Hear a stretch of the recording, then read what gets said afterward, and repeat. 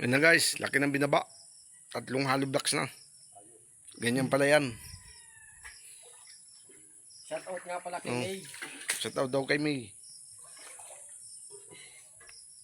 Yung nasa tina pa yan, dyan sa cruising ng labo.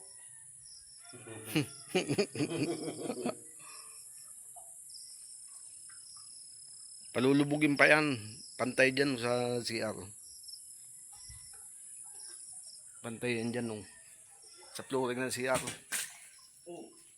Yan, pantay yan dyan. 3 hollow blocks na lang.